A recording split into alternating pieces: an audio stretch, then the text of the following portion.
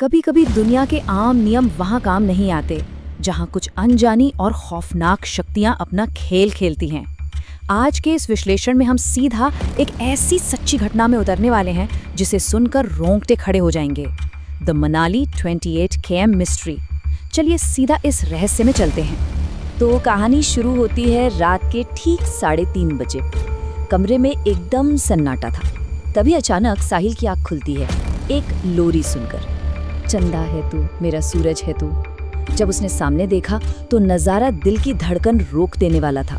सामने शीशे में उसका दोस्त समय खुद को घूर रहा था और ये लोरी गा रहा था। उसकी आंखें एकदम लाल थीं और सबसे डरावनी बात, उसके गले पर ऐसे निशान थे जैसे किसी ने उसे दोनों तरफ से जोर से दबाया हो।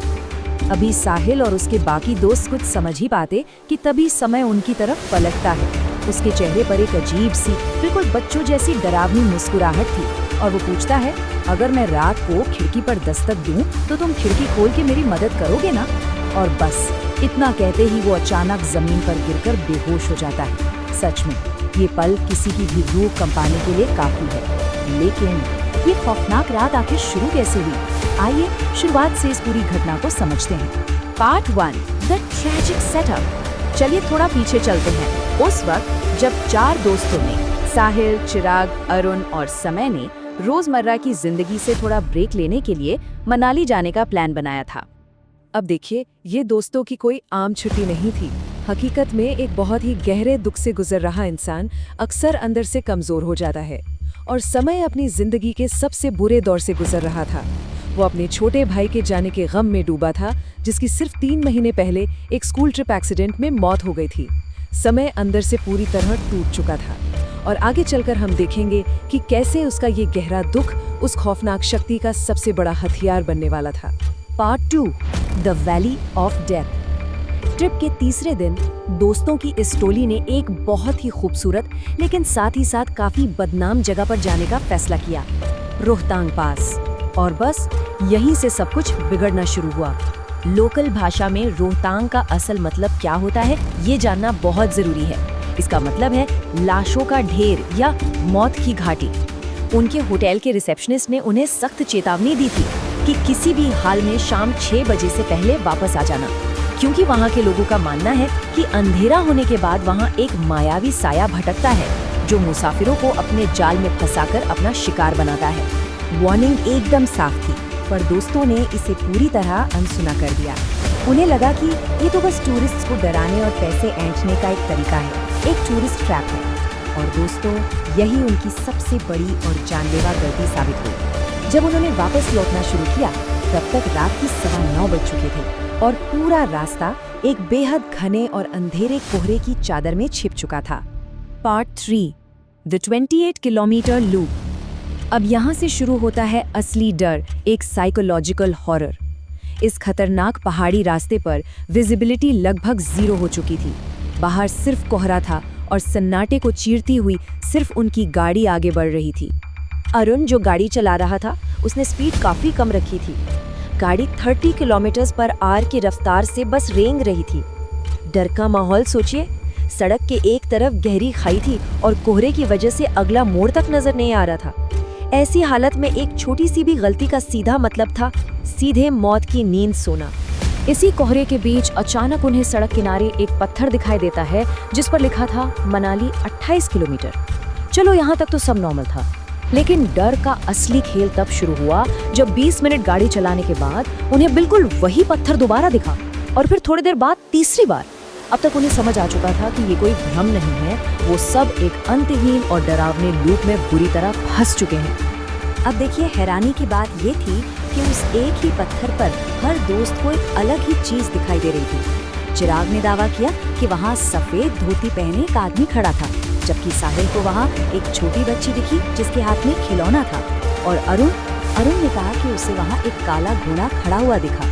एक ही जगह थी, पर सबके दिमाग के साथ अलग अलग खौफनाक तरीके से खेला जा रहा था। लेकिन इन सब में जो सबसे ज्यादा परेशान करने वाली चीज थी वो था समय का रिएक्शन।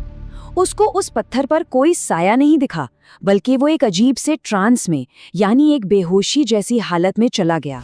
वो खाली आंखों से बस एक ही बात बार बार दोहरा रहा था, किसी को हमारी जरूरत है, हमें रुकना चाहिए। ये इस बात का एकदम साफ इशारा था कि वो अदृश्य शक्ति सीधा उसके दुख से भरे दिमाग को निशाना बना रही थी और उसे अपने जाल में खींच रही थी। Part 4, the ghostly pursuit. अब तक जो घटनाएं सिर्फ दिमाग का खेल लग रही थीं, वो अब फिजिकल रियलिटी में बदल चुकी थीं। उनका पीछा एक सच्चा खौफनाक साया कर रहा था। तभी अरुण घबराहट में धीरे से कहता है, बाहर मत देखना, पर कोई हमारे साथ साथ चल रहा है। जरा इस पल की कल्पना कीजिए, गाड़ी 40 की स्पीड पर चल रही है और उसके बिल्कुल बगल में एक 15 साल का लड़का, जिसके कपड़े मिट्टी से सने थे और चेहरे पर गहरी चोट थी, वो आराम से उनके साथ साथ चल रहा था। वो लड़का भाग नहीं रहा था, वो उस तेज रफ्तार में सिर्फ चल रहा था। दहशत अपने चरम पर तब पहुंची जब समय ने उस अनजान लड़के की मदद करने के लिए अपनी खिड़की नीचे कर दी। अरुण ने जल्दी से कार का सेंट्रल लॉकिंग सिस्टम दबाया, पर वो अजीब तरीके से फेल हो गया, कुछ काम नहीं कर रहा था। और जब उन्होंने पीछे मुड़ के देखा तो वो लड़का रियर व्यू मिरर में हाथ हिला रहा था। पर रोंगटे खड़े करने वाली बात तो ये थी कि समय भी मुस्कुराकर उसे ऐसे हाथ हिला रहा था जैसे वो उसका कोई अपना भाई हो। इस आतंक की टाइमलाइन को एक बार समझिए। शाम 6 बजे उन्होंने वार्निंग को अनदेखा किया। रात 9:15 बजे इस कोहरे में फंसना शुरू किया। 11 बजे तक वो उस गोल गोल लूप में फंस चुके थे। रात 2 बजे वो किसी तरह जान बचाकर होटल पहुंचे और फिर आखिर में सुबह 3:30 बजे वो भयानक पोजेशन। ये साफ दिखाता है कि कैसे रात के हर बढ़ते घंटे के साथ टेरर का लेवल बढ़ता गया, जब तक कि उसने अपनी पूरी ताकत से हमला नहीं कर दिया। Part 5, the midnight possession and exorcism. और यही टाइमलाइन हमें वापस उस रात पर लाती है जहां से हमने शुरुआत की थी। 3:30 बजे की वो लोरी, वो शीशा और उसके बाद आई वो सुबह जिसने उन दोस्तों की पूरी जान निकाल दी। जब बाकी दोस्तों ने हालत हाथ से निकलते देखी तो वो फौरन समय को एक लोकल पंडित के पास ले गए। वहां उस पंडित ने एक ऐसी बात बताई जिसे सुनकर सब सुन रह गए। उसने बताया कि उस मायावी साई ने समय को ही क्यों चुना। उस बुरी शक्ति ने समय के दिल में दबे दुख को पढ़ लिया था। उसने उसके मरे हुए छोटे भाई का रूप लिया और उसकी इस इमोशनल कमजोरी का फायदा उठाकर उसके दिमाग और शरीर दोनों पर अपना पूरा कब्जा जमा लिया था। उस बुरी शक्ति को बाहर निकालना कोई आसान काम नहीं था। पंडित ने तुरंत अपनी क्रिया शुरू की।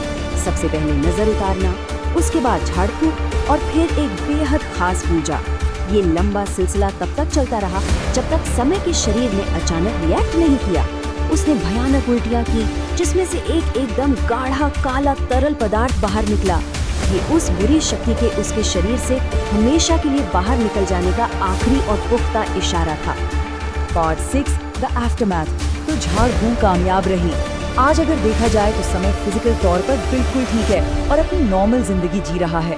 पर जैसा कि हम मानते हैं, ऐसी घटनाओं का असर सिर्फ हमारे शरीर पर नहीं बल्कि रूह तक पर पड़ता है। इस खौफनाक रात ने जो मनोवैज्ञानिक घाव दिए हैं, वो शायद उन चारों के दिलो दिमाग से कभी नहीं मिटेंगे। और जाते जाते एक सवाल जो आज भी डग पैदा करता है, अगर वो मायावी साया वहीं मनाली की उस ठंडी और अंधेरी सड़क पर छूट गया था, तो आज भी हर एक रात साहिल को अपने बुरे सपनों में वही लोरी क्यों सुनाई देती है? क्या वो साया वहीं रह गया या उसका एक हिस्सा उनके साथ उनके घर तक चला आया? इस खौफनाक सवाल के साथ आज के इस विश्लेषण को हम यहीं खत्म करते हैं। इस रहस्य को हमारे साथ खंगालने के लिए बहुत बहुत शुक्रिया।